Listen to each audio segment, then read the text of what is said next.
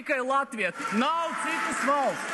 Turp, šurp. Aplām piedāvājumu. Grūzija nav Latvijas sastāvdaļa. Grūzija nav mūsu robežās.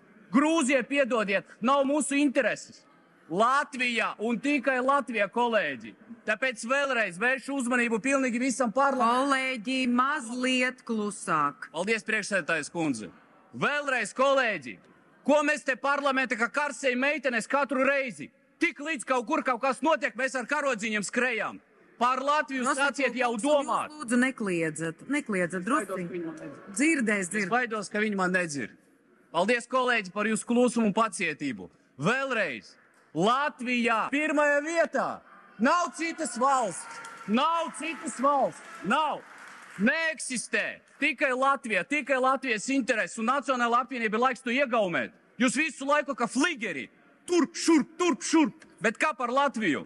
Mēs šodien visu dienu te pazaudēsim, lai pieņemtu absolūti aplāmu un manā skatījumā pretvalstisku budžetu. Bet veltīsim visu savu spēku, lai viņu labotu. Cīnīsimies pret šo koalīciju, cīnīsimies pret šo partiju, kas pieņem šo budžetu. Bet nemēģinām novirzīt sabiedrības uzmanību uz Grūziju. Jūs šodien palīdzat vienotībai novērst uzmanību.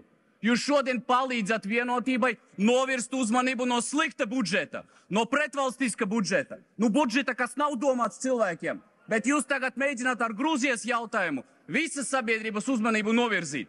Bet es varu pateikt paldies, ka viņi tur sitienu, un viņi piekrīt tam, ka vispirms viņi saņems pa galvu no opozīcijas par sliktu budžetu, un tikai tad skatīs pārējos jautājumus. Vēlreiz, Grūzija nav Latvija, Grūzija nav mūsu intereses šodien.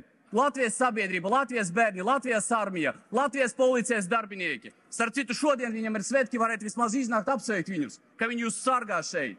Tikai par Latviju, vispārējais pēc tam, lai gaida par Latviju. Viss.